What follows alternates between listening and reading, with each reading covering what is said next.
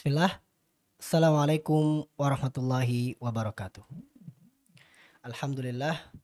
Wassalatu wassalamu ala rasulillah nabiyyina Muhammadin wa ala alihi wa ashabihi wa man walah. Wala hawla wala quwata illa billah. Ashhadu an la ilaha illallah wahdahu la syarikalah. Wa ashhadu anna Muhammadan abduhu wa rasuluhu la nabiyya ba'dah. Sahabat Aim yang semoga dirahmati oleh Allah Subhanahu wa taala. Kaifa halukum? Apa kabarnya antum semua? Semoga kita senantiasa dalam lindungan Allah Subhanahu wa taala. Kembali lagi bersama kami dalam program Haim Talks. Mari berbincang seputar iman, ilmu, dan kehidupan. Alhamdulillah, pada kesempatan kali ini telah hadir bersama kita guru kita Al-Ustadz Abu Hanif Alipata DMA. Hafizahullahu ta'ala. Kita sapa beliau. Assalamualaikum. Waalaikumsalam warahmatullahi wabarakatuh. Alhamdulillah bikhair ya Ustazuna Al-Fadhil. Masyaallah. Alhamdulillah. Alhamdulillah. Mengawali tahun 2022 ya Ustadz ya. Alhamdulillah. Luar biasa. Kali ini kita akan membahas sesuatu yang cukup menarik untuk diperbincangkan. Nah, Dan Ustaz. biasanya ini terutama para jomblo-jomblo ya, para syabab ya, biasanya sangat suka dengan pembahasan ini. Dan ini juga terkait biasanya di ini sekarang musim liburan dan awal tahun biasanya banyak undangan-undangan walimah bertebaran Ustaz. Alhamdulillah. Undangan-undangan walimah bertebaran. Alhamdulillah, luar biasa. Ya mudah-mudahan itu jadi kebaikan untuk kita semua. Amin. Nah, kita akan membahas tentang pernikahan. Menikah siapa takut? Masya Allah. Nah, kita bahas pastinya dari awalnya persiapannya dulu Ustaz, tentang persiapan pernikahan. Ya kan, yang mungkin banyak dipertanyakan nih sama para syabab, para jomblo ya, para single-single yang mungkin ingin melangkah untuk menikah atau sedang mempersiapkan diri. Nah, bagaimana seorang dikatakan siap menikah dalam Islam? Betul, Nah. Ustaz Muhammad. Bismillahirrahmanirrahim. Alhamdulillah, salatu wassalamu ala Rasulillah, amma ba'du. Alhamdulillah, sahabat Aim yang dirahmati Allah Subhanahu wa taala. Ustaz Arif hafizahullahu taala. Memang Ustaz, pernikahan dalam Islam ini bukan masalah yang kecil ya. Bukan masalah sepele, tapi merupakan persoalan penting dan persoalan besar. Ya. Akad nikah ya, dalam agama kita disebutkan oleh Allah Azza wa Jalla sebagai mitsaqan ghalidha ya, perjanjian yang amat kuat, amat kokoh. Kata Allah Azza wa Jalla, wa akhadna minkum mitsaqan ghalidha. Mereka para wanita, para istri-istri telah mengambil dari kalian wahai para suami perjanjian yang amat kokoh. Karena itu Ustadz, betul tadi diharapkan ya, masalah ini harus ada persiapan. Ya, semua pihak yang akan menikah ya, baik suami maupun istri ya, hendaknya betul-betul memelihara ya, menjaga adab-adab, sunnah-sunnah yang berkaitan nikah ini dengan sungguh-sungguh, dengan penuh tanggung jawab. Maka Ustaz, agama kita ini agama yang mulia, agama Islam telah memberikan petunjuk yang sangat detail, sangat rinci terhadap masalah pernikahan ini. Ya, mulai dari anjuran menikah, ya, mulai dari memilih pasangan yang ideal, bahkan mulai dari prosesnya Ustadz ya. Kemudian bagaimana mendidik anak, memberikan jalan keluar ketika ada kemelut terjadi, ya, ada jalan keluar berupa talak misalnya, ya, sampai ada nafkah, ada harta waris, ya, semua diatur sampai sedetil-detilnya. Nah, oleh karenanya tadi pertanyaannya, kapan seorang muslim dianggap sudah layak untuk menikah, Ustaz? Maka ada sebuah hadis yang Rasulullah sampaikan kepada kita. Kata Nabi SAW, ya ma'syarasy syabab, man istata'a minkumul ba'a falyatazawwaj. Barang siapa di antara kalian, yang sudah mampu al-ba'ah, ya, al-ba'ah ini kata para ulama adalah kemampuan biologis untuk menikah. Ini adanya kekuatan biologis untuk menikah, begitu Ustaz. Oleh karenanya di dalam Islam tidak ada batasan sebetulnya Ustaz. Kapan seorang menikah, apakah dibatasi umurnya harus 20 tahun ke atas atau 17 tahun ke atas? Sama sekali tidak ada. Namun kekuatan biologis ya, laki-laki biasanya terbentuk sejak dia balik Ustaz. Ya, maka kita dapati ya di beberapa tempat misalnya Ya, ada yang mungkin bagi orang sekarang agak aneh gitu Ustaz ya. Menikah tamat SMA sudah menikah. Nah, Di kampung kami juga seperti dulu itu, di kampung-kampung ya mereka rata-rata 17 tahun, 18 tahun sudah menikah. Dan orang tua kita dulu seperti itu. Dan itu bukan aib gitu. ya. Oleh karena itu batasannya adalah ketika kemampuan sudah ada hasrat yang kuat Ustadz. Ya, sudah ada keinginan, ketertarikan yang sangat kuat. Dan bahkan kalau dia menundanya akan terjadi madarat, misalnya dia melampiaskannya ke hal-hal yang dilarang. Apalagi sekarang eh, ada banyak sarana wasilah yang bisa memberi melampiaskan syahwat itu Ustaz. Maka tentu menikah adalah solusi yang sangat agung.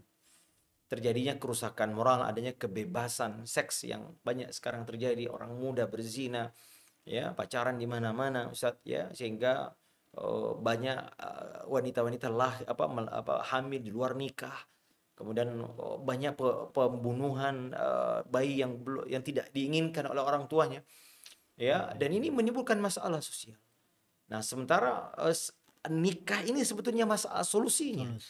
Nah, maka al-ba'a adalah kemampuan biologis. Kalau anak-anak kita sudah punya tertarikan, ya tentu itu juga didukung oleh uh, apa namanya pendukung yang lain. Misalnya katakanlah dia sudah sanggup bekerja, ya artinya kalau sudah mampu secara biologis tentu dia sudah bisa bekerja.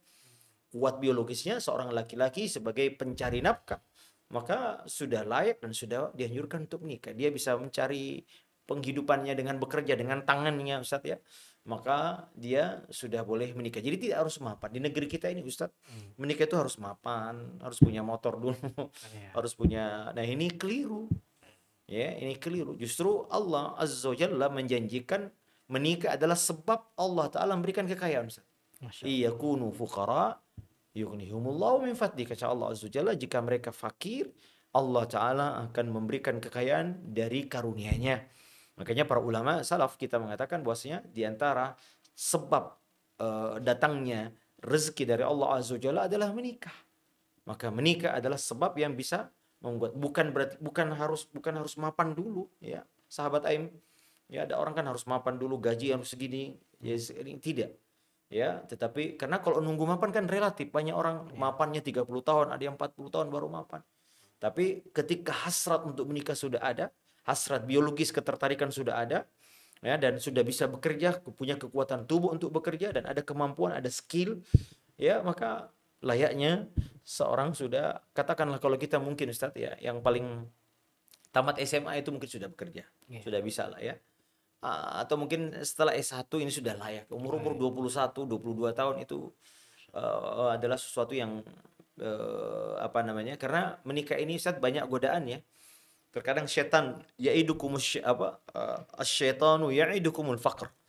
Ya, karena setan itu takut banget kalau kita menikah, karena di antara hadis Nabi SAW menyebutkan bahwasanya iblis meletakkan singgasananya di atas arsy.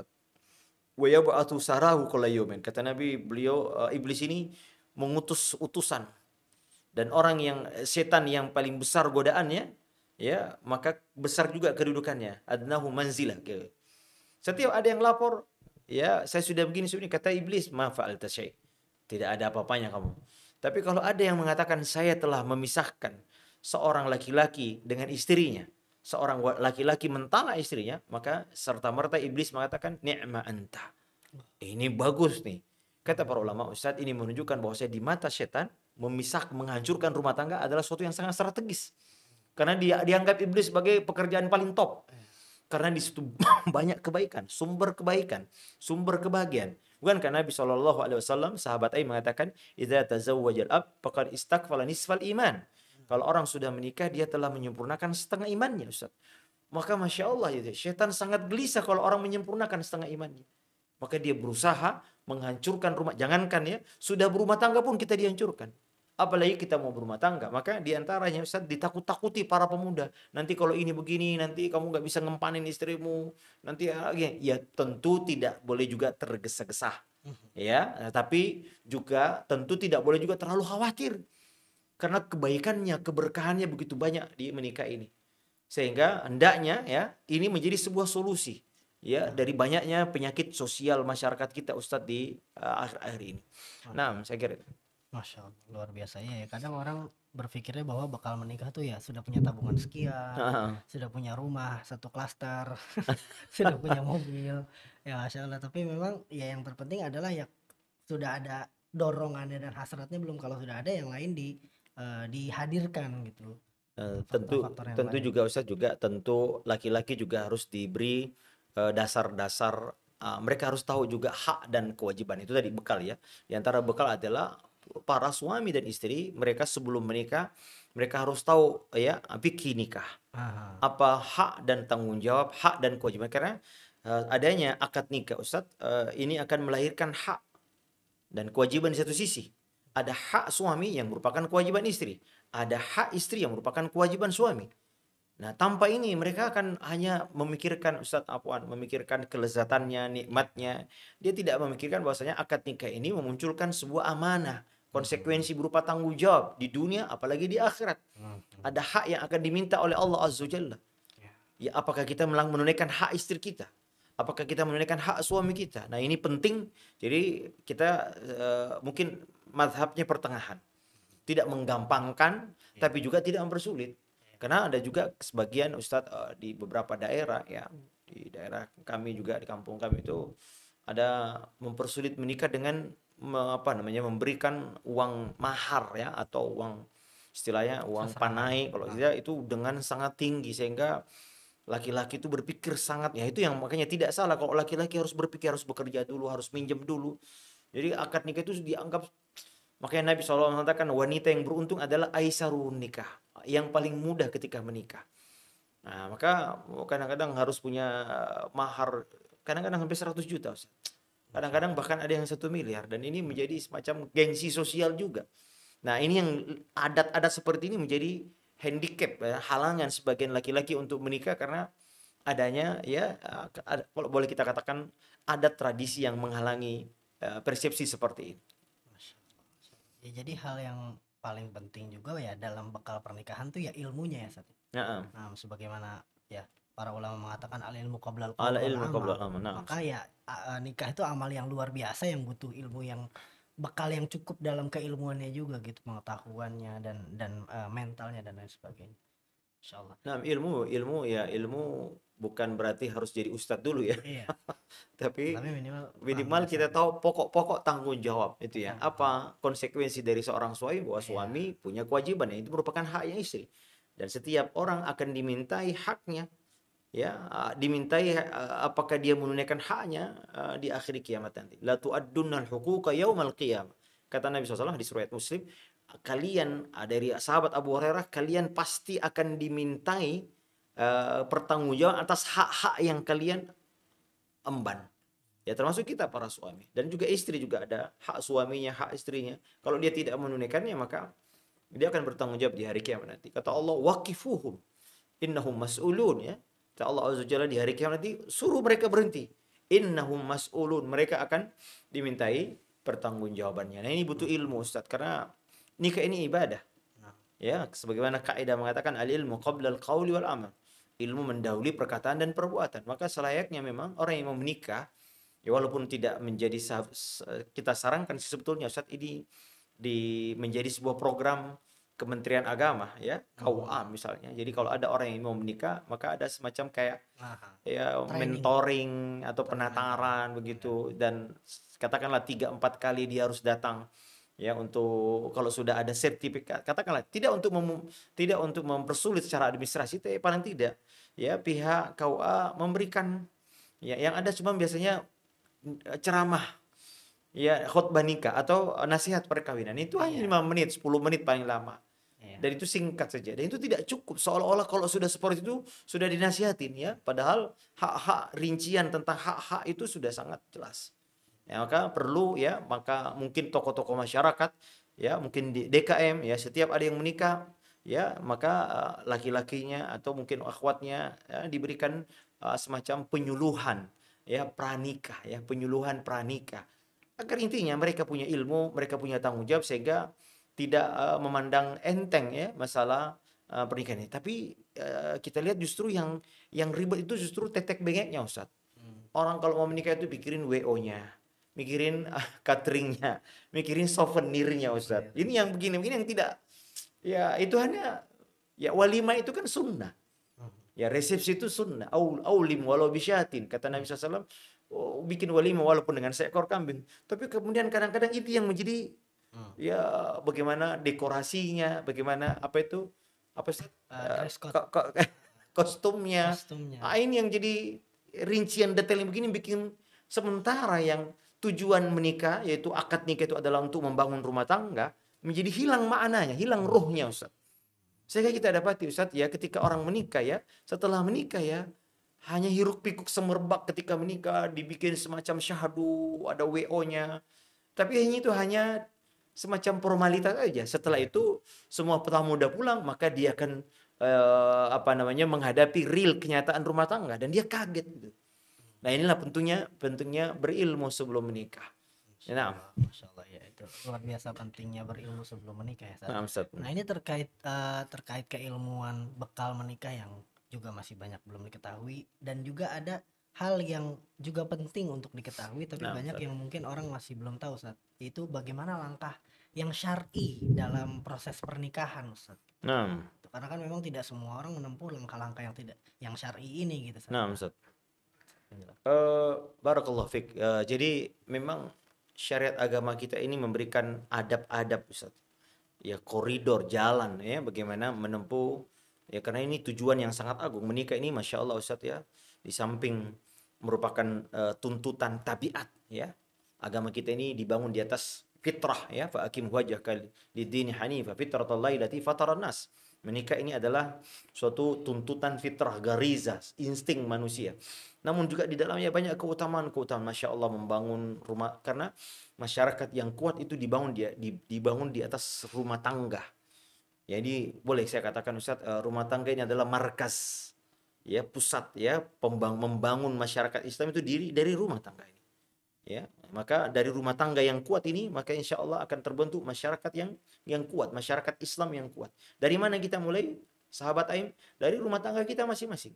Ya ayyuhalladzina amanu qu anfusakum wa ahlikum nara. Jagalah dirimu dan keluargamu dari api neraka. Nah, kalau misalnya yang pertama ya mencari jodoh ini tidak kalah pentingnya Ustaz. Mencari jadi sudah harus ada upaya ya, atau kalau boleh kita katakan istilah orang Indonesia ikhtiar ya.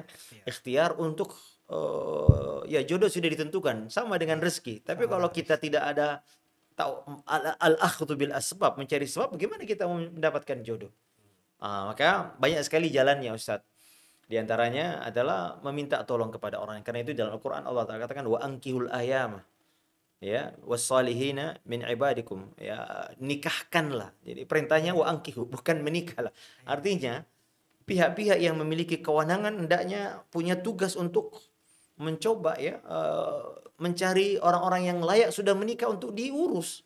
Kayak itu di Saudi saat ada memang lajnah atau ada memang ya kalau nggak salah mungkin muassasah tertentu yang memfasilitasi seperti ini.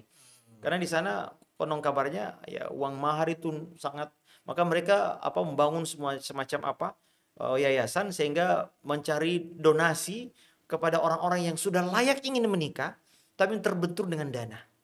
Nah ini difasilitasi. Nah ini perintah Allah, wa angkihu, nikahkan orang yang sendiri di antara kalian. Ya, maka jadi karena ada orang, apalagi orang Indonesia pemalu akhwatnya.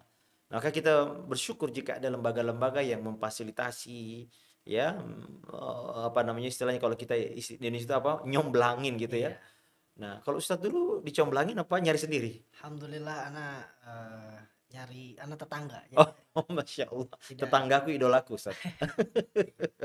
Nah, bisa dengan apa saja, bisa dengan pertemanan. Jadi kalau teman-teman, bapak-bapak, ibu-ibu sekalian, sahabat Aim yang kira-kira melihat ada orang jomblo, bisa menjadi wasilah. Ya, oh saya punya sepupu, saya punya keluarga, anaknya teman saya, coba deh gitu.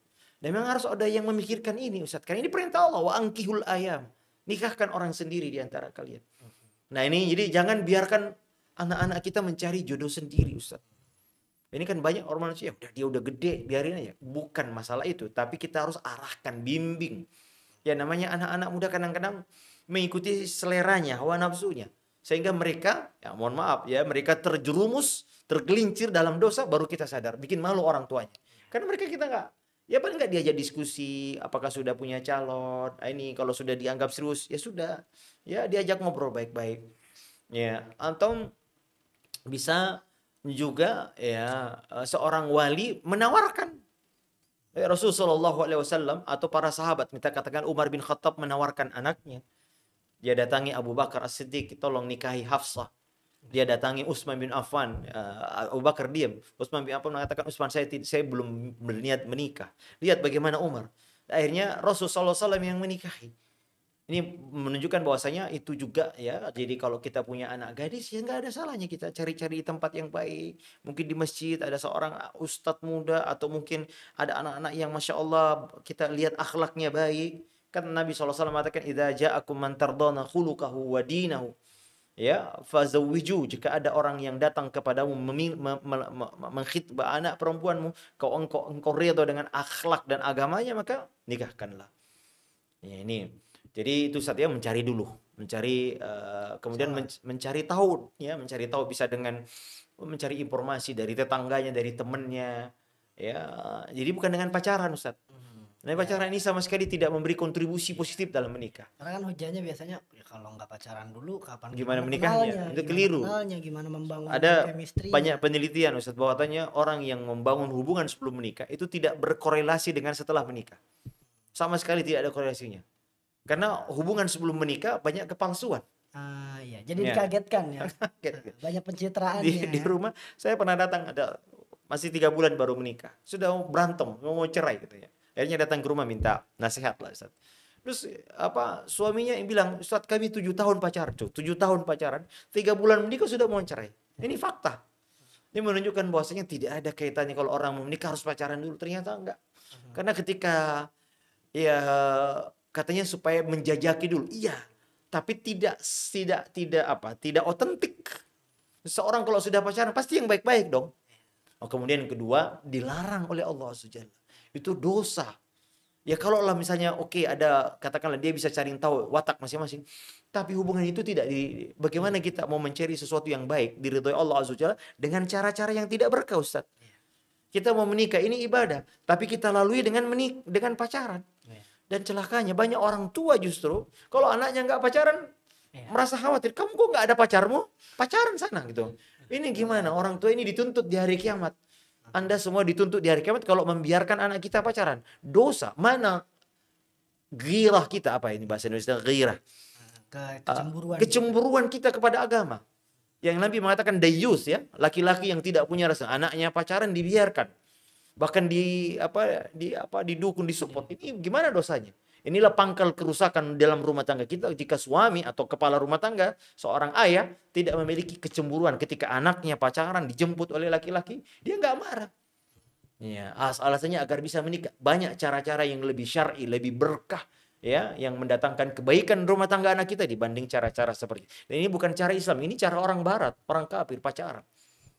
Nah itu Ustaz. Nah jadi memilih pasangan yang ideal. Kemudian kalau sudah mantap semua kriteria, kata Nabi SAW, tungkahul mar'ah li arba'in. Wanita itu dinikahi dengan biasanya dengan 4 pertimbangan. Li hasabiha, keturunannya, kehormatannya, kemudian kekayaannya, walidiniha, dan karena agamanya. Apa yang harus kita perhatikan? Kata Nabi, fazfar bidzatid din. Hendaklah engkau memilih karena agama. Taribat yadak. Kalau enggak, tanganmu akan terlindung dengan tanah. Artinya kau akan celaka. Nah, maka hendaknya ini harus kita pertimbangkan. Karena kata Nabi, tazawwajul walud wal wadud. Kata Nabi, nikahilah wanita yang penyayang, yang menyayangi suaminya. Kemudian juga al-wadud, ya, al-walud itu yang rahimnya subur. Gimana caranya kita tahu Ustaz rahimnya subur? Ya, dengan cara pertama mungkin kita lihat track recordnya. Mungkin saudaranya, keluarganya, ibunya, kakaknya, adiknya, tantenya. Ya, kalau memang keturunan yang jarang punya anak, ya bisa jadi, ya. Karena kita diminta di antara tujuan dan hikmah menikah, ya, sahabat Aim adalah untuk melahirkan generasi keturunan. Nah, setelah itu baru kita khitbah. Khitbah ini pun juga ya kalau di Indonesia ya rame banget ya. Masya Sebetulnya Allah. khitbah ini ya Harus kayak kita diacarakan ya. melamar ya. Ini seorang dan yang baik yang afdal sebetulnya laki-laki yang datang. Kalau di Indonesia kan nggak ada perwakilan, tokoh masyarakat. Ya, termasuk saya sebetulnya suka diundang Ustadz tolong. Saya bilang udah laki-lakinya aja. Wah Ustadz ini karena ini adat aja Ustadz. Iya, Ya, dan rasanya kalau di Indonesia orang datang langsung sendiri dianggap iya. nggak sopan Ah, ya mungkin. harus ada orang-orang terhormat Ada orang berkumpul gitu. terhormat, ya inilah mungkin wujud dari menghargai menikah, Ustaz. Iya, Masya Ya, Allah. menikah Iya. itu dan ya Menghargai agungnya pernikahan. agungnya pernikahan sehingga tapi yang afdal mungkin diantar tapi yang ngomong laki-lakinya. Ya, laki-laki saya ingin melamar, bismillah bismillah ya. Bahkan sebelum khitbah juga ada yang disebut dengan nazar, Ustaz. Nah, ini nazar itu sebelum khitbah kita menjajaki ya. Kata Nabi, "Unzur ilaiha fa innaha ahra ayyudama bainakuma." Kata Nabi, lihatlah pasanganmu karena itu akan lebih kuat untuk melanggengkan pernikahan. Ya karena ya harus ada apa ya Ustaz ya kalau kita Ada yang mendorong gitu, Ustaz. ada kalau bahasa anak Motivasi. muda ada klik gitu ya. Klik ya. Iya. Karena kalau rumah tangga nggak ada kliknya, Iya. gimana sih Ustaz kalau seorang suami udah nggak punya hasrat masuk kamar? Iya. Lah itu gimana? Itu karena nggak ada ketertarikan zohir kan? Karena yang unzur itu artinya lihat zohirnya. Yang Nabi mengatakan dengan itu bisa mendorong kalian untuk menikah. Mungkin melihat ada hal-hal yang mendorongnya, mungkin melihat mohon maaf mungkin wajahnya. Ya, ini kan boleh melihat wajahnya. Kalau dia bercadar boleh, tapi tentu syaratnya dia betul-betul harus niat menikah. Bukan untuk main-main ya. Dan ada ya mahramnya. Nah, kemudian setelah itu berkhitbah. Setelah khitbah ya sudah dilamar ya, kemudian dia mengikuti, maka sebaiknya jangan berlama-lama ya, langsung melaksanakan akad nikah. Nah, akad nikah ini syaratnya sangat mudah Ustaz. Ada dua pasangan ya, kemudian ada laki-laki dan perempuan, kemudian ada ijab qabul, ya, ada mahar, ya, ada saksi, gampang, sangat sederhana. Ya, kemudian setelah itu kalau bisa ada walimah, ya, ada walimah kata Nabi SAW, a'linun nikah, ya, umumkanlah pernikahan. Karena menikah itu yang membedakan dengan zina, ya diantaranya adalah diumumkannya. Kalau orang berzina ya biasanya rahasia ya. Nah, mengumumkan nikah itu adalah salah satu sunnah. Nah, itu Ustaz. Biasa. Nah itu Ustaz, terkait Nah. nazar tuh sempat ada perbincangan nih di antara kami-kami ya, para pembelajar, dan kayaknya banyak syabab juga yang membicarakan ini tentang ungkapan seorang ulama yang mengatakan bahwa kalau kita datang ke seseorang itu ya lihat dulu, biar nanti kalau misalnya setelah ketahuan akhlaknya atau agamanya kurang, nah kita boleh tolak tuh atau kita boleh mundur, tapi mundur karena agamanya. Jangan sampai kita udah tahu agamanya baik, kita datang kemudian kita kecewa dengan fisiknya dan kita mundur dari orang yang agamanya bagus karena Masya fisiknya. Allah. Itu juga yang termasuk poin penting, bahwa nazar nih cukup penting gitu dalam langkah menuju pernikahan gitu. Jangan sampai kita juga menggampang fisik enggak masalah gitu. Ya kan gitu. Barakallahu. Nah, betul sekali. Jadi ini kalau saya salah perkataan Imam Ahmad rahimahullahu taala. Jadi ini termasuk kepakihan beliau dalam agama. Jadi yang harus ditanyakan dulu adalah kecantikannya. Ya. Serak gak gitu secara Serak fisik. ya. Nah, secara fisik. Nah, karena nanti kalau dia tanya agamanya dulu, nah setelah agamanya bagus, ternyata fisiknya ini, maka dia meninggalkan sunnah. Kenapa dia meninggalkannya? Bukan karena meninggalkannya karena bagus agamanya. Ya, itu ini meninggalkan sunnah. Para Nabi SAW mengatakan fadhfar bidzati din. Ya. Maka sehingga ketika ini termasuk kepakihan beliau. Luar biasa beliau. Jadi tanya dulu kecantikannya.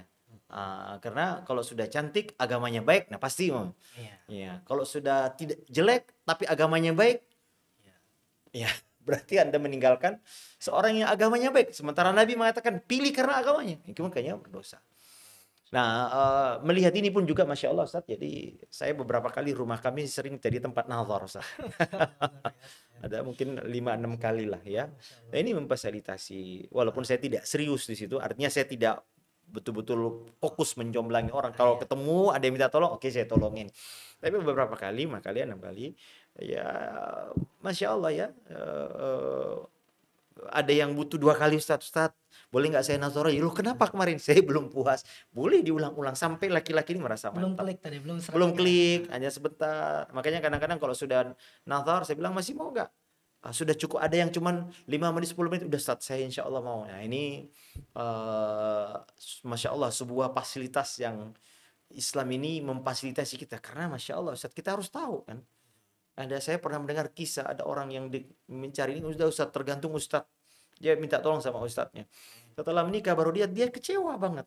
Dia tidak bisa membayangkan kenapa kok istri saya seperti ini. Nah ini tidak bisa lagi. Maka melihat wanita nazar istilahnya ini adalah suatu yang merupakan tabiat jiwa kita. Ya. Dan selera fisik itu kan relatif, Ustaz. Ada orang yang punya ketertarikan tertentu dan ada orang yang memang anti sama hal-hal tertentu. Misalnya si akhwat ini secara fisik sebetulnya mungkin tidak masalah bagi sebagian orang, tapi misalnya ada ikhwan yang aduh saya nggak bisa kalau melihat perempuan yang ada tompel di sini Misalnya. Kebetulan dibuka cadaran ternyata ada, kan dia kaget gitu. Padahal nih akhwat solihah. Tapi mungkin bagi sebagian yang lain itu nggak masalah. Maka kan ini terkait relatif, Betul. terkait selera masing-masing. Makanya yang paling dibutuhkan adalah kita ini benar-benar sesuai nggak nih sama kriteria kita, sama selera kita gitu kan. Masya Allah, antum kayaknya udah sangat pakar di bidang. Karena kan sekarang hari-hari ini agak sensitif juga saat ketika mengatakan orang jelek sama orang gak jelek tuh. Oh iya. Ya kan ada istilah body shaming. Apa itu? Body shaming itu artinya apa namanya, kayak menghinakan fisik orang. Itu jadi sebuah pelanggaran besar kayaknya bagi orang-orang sekarang gitu. Jadi kita harus bilangnya tidak sesuai selera saya. Tidak boleh.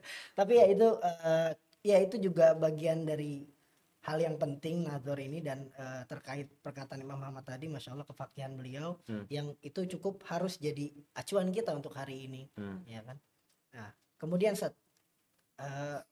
terkait dengan tujuan pernikahan, ini kalau kita bicara tadi sudah sampai prosesnya, sudah sampai dapat menikah, walimah dan lain sebagainya, ada seluk beluk tentang proses pernikahan sudah kita bahas. Kemudian tujuan pernikahan, kadang orang masih bingung. Ada orang yang mengatakan nikah ya untuk bahagia, nikah ya untuk mengabadikan cinta, nikah untuk dan lain sebagainya, untuk bisa hidup dengan orang yang memang kita sayangi aja dan lain sebagainya. Jadi tujuannya tuh banyak yang masih bingung. Pastinya Islam kan punya tuntunan dalam hal ini, bagaimana seorang muslim hidup dengan tujuan pernikahannya sesuai arahan Islam. Nah, bagaimana Ustaz? Barakallahu fiik. Nah, sahabat M yang dirahmati Allah Subhanahu wa taala,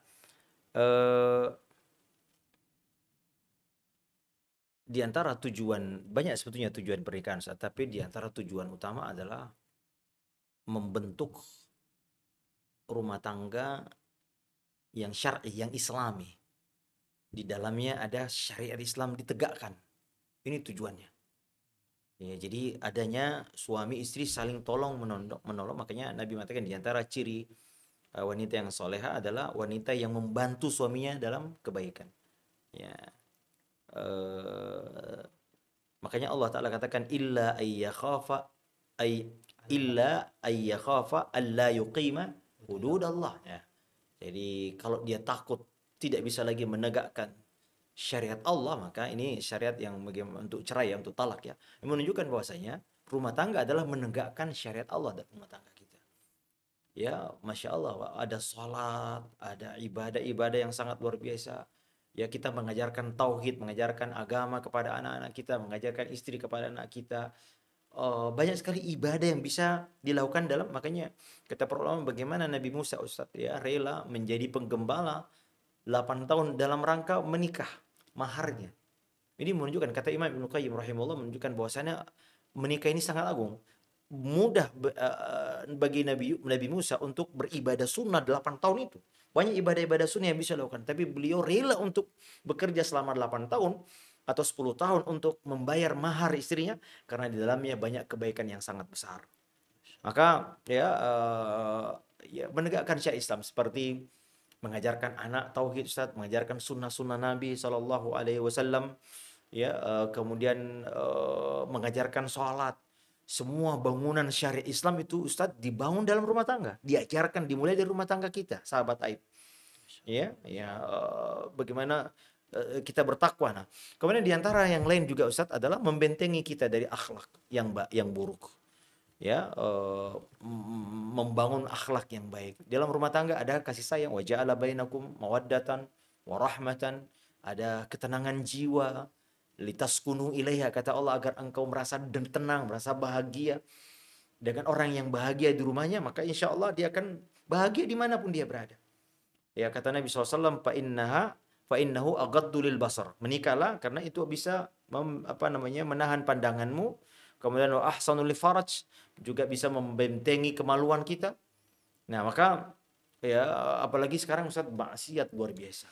Ya, maksiat luar biasa. Nah, makanya tadi disebutkan para ulama kenapa Nabi SAW menyebutkan setengah iman, karena faktor dosa yang paling banyak adalah setengahnya dari kemaluan kita.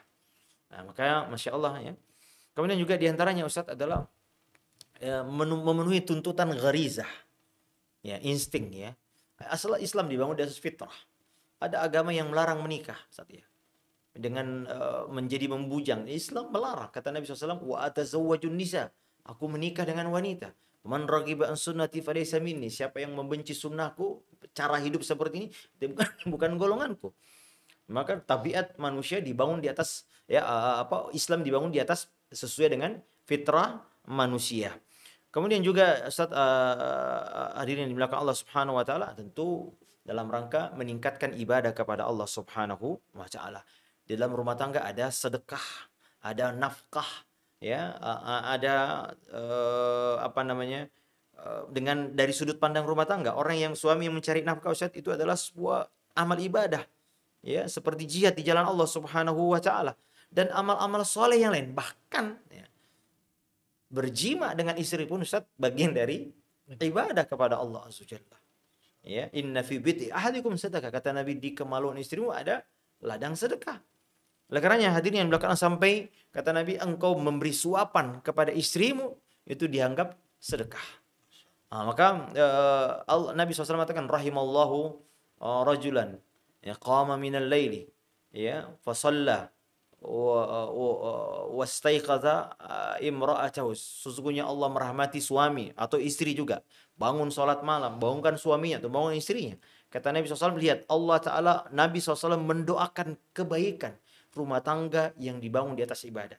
Intinya Ustaz, bahwasanya rumah tangga ini adalah kerjasama, tolong menolong dalam kebaikan untuk meraih surga Allah Subhanahu wa taala. Apalagi bagi wanita Ustaz, surganya ada di rumahnya. Mencari keridhaan suaminya. Kata Nabi, ayyuma imra'atin matat wa zawjuha radin dakhalatil jannah. Siapa wanita yang meninggal dunia, suaminya redha, akhlak istrinya Masya Allah, membuat hati suaminya manis gitu, masuk surga. Pintu surga wanita ada di rumahnya. Sebaik-baik tempat ibadah wanita, sedekat-dekat wanita dengan Rabbnya, ya, di rumahnya. Dalam hadis Ibnu Khuzaimah. Ya, kemudian ada mendidik anak gitu. Ini amal soleh, amal jari yang luar biasa. Nah, maka ini semua ya, sahabat yang dirahmati Allah Azza Jalla, mari kita betul-betul menjadikan rumah tangga ini adalah pusat pendidikan, markas dakwah, benteng kemajuan dan awal dari peradaban Islam yang baik dimulai dari rumah tangga kita ini. Nah. Ya, jadi tujuan terpentingnya adalah bagaimana kita menemukan partner untuk ibadah, Masya Allah. partner untuk mendengarkan agama Allah, mencari keridhaan Allah, untuk mengejar surganya Allah. Ya, Masya Allah. Nah, Saib, ini sebelum kita tutup ya tentang perbincangan seputar pernikahan ini, ya semoga semuanya bisa, semua sisi sudah cukup terbahas, maka kita tutup dengan sebuah nasihat bagi mereka yang masih takut atau belum berani atau khawatir untuk melangkah menuju pernikahan. Nah, ikhwani billah, para pemuda dan pemudi yang dirahmati Allah Azza Jalla, ya, percayalah bahwasanya ada 3 orang yang kata Nabi SAW berhak ditolong oleh Allah Azza Jalla. Salah satu hakun 'alallahi aunhun. Atau kama qala, kata Nabi SAW, 3 orang yang berhak mendapatkan pertolongan oleh Allah Azza Jalla. Di antaranya adalah an-nakih yuridul afab, orang yang menikah dalam rangka untuk menjaga kehormatannya. Menikah dalam menjaga kehormatan, menjaga diri kita dari dosa, maksiat. Maka niatkan itu, maka Allah Ta'ala akan menurunkan pertolongan. Itu yakin dulu bahwa kita ini ditolong. Orang maksiat aja, Masya Allah ya, yakin kok dengan maksiatnya kan. Bagaimana dengan kita? Kita ini mau menikah, mau beribadah kepada Allah, menegakkan sunnah Rasul SAW dalam rangka membangun rumah tangga, yang di dalam rumah tangga ini kita membangun syariat Allah di dalamnya. Kalau boleh saya katakan, rumah tangga itu kita membangun negara Islam secara ya mini gitu ya.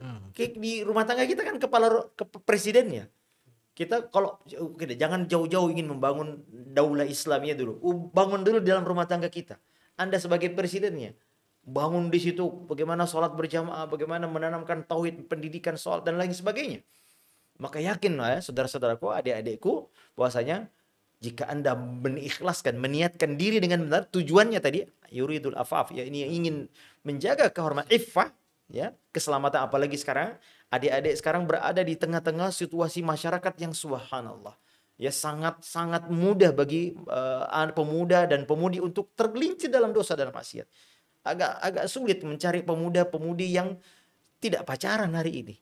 Agak sulit yang bahkan mereka berjilbab, bahkan mereka ngaji juga, Masya Allah. Nah, makanya itu niatkan ya agar segera ya minta berdoa kepada Allah Jalla wa Ala, berikhtiar, jangan terlalu membayangkan yang sulit-sulit ya nanti akan begini ini. Insya Allah Allah Ta'ala akan memberikan pertolongan kepada kita semua. Nah, hadza wallahu a'lam. Masya Allah, jazakumullah khairan Ustaz atas kesempatannya dalam perbincangan kali ini ya. Terima kasih banyak sahabat Aim yang sudah menyimak sampai saat ini.